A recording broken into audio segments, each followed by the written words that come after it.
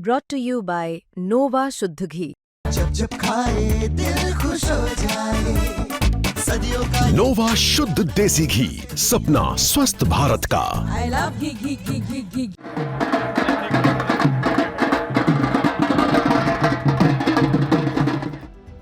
मेहनत, जज्बा और हौसला अगर मजबूत हो तो मंजिल खुद ब खुद कदम चूमती है। ऐसा ही कर दिखाया है सागर जिले के यशपाल स्वर्णकार ने, जिन्होंने मध्य प्रदेश लोक सेवा आयोग की राज्य सेवा परीक्षा 2023 में तीसरी रैंक हासिल करके बड़ा मुकाम पाया है। किसान परिवार से ताल्लुक रखते यशपाल ने 5वीं बार में सफलता हासिल की है। अब वो डिप्टी कलेक्टर बन चुके हैं। यशपाल की इस कामयाबी से परिवार ही नहीं बल्कि पूरे का पूरा गाँव गर्व से झूम उठा। मैंने यही खमकुआ ग्राम से स्कूलिंग की थी। उसके बाद मैंने बीटीआई कॉलेज सागर से अपनी ग्रेजुएशन की और 2019 में मैं इंदौर पीएससी की तैयारी करने के लिए चला गया था।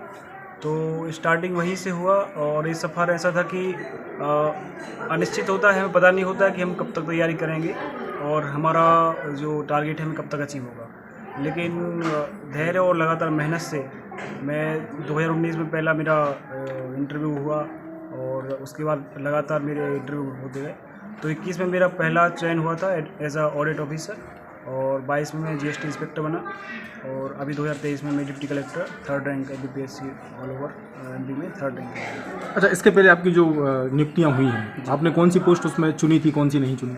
सबसे पहले 2021 में मेरा चयन हुआ था एज अ ऑडिट ऑफिसर। अभी भोपाल में पोस्टेड हूँ, तो 1 साल हो गया उसको मुझे। और 2022 में जीएसटी इंस्पेक्टर पोस्ट पे चयन हुआ था, लेकिन मैंने उसको ज्वाइन नहीं किया और ये मेरी तीसरी सिलेक्शन है। ये आपने कब सोचा था कि हमें सिविल सर्विस में जाना है और इसके लिए लगातार प्रयास भी करते रहे, एक के बाद एक आपको सफलता भी मिली? वैसे तो अब इतना गाइडेंस नहीं मिलता क्योंकि यहाँ इतना गांव में इतना नहीं होता, लेकिन ग्रेजुएशन के बाद धीरे धीरे समझ में आया कि पीएससी यूपीएससी वगैरह क्या होती है, तो रिदम वहीं से बना मेरा। तो तैयारी कैसी रहती थी आपकी? तैयारी पहले मैं एक कोचिंग का मैंने सहारा लिया था, उसके बाद लॉकडाउन आ गया तो मैं घर पे आ गया था।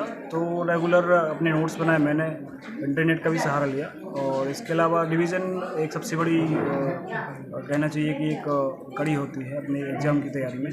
तो रिवीजन बस एक सफलता का सूत्र है और अपने स्वयं के नोट्स बनाए और एग्ज़ाम के टाइम पे उनको रिवाइज किया तो मैं एग्ज़ाम में अच्छा प्रदर्शन कर पाया।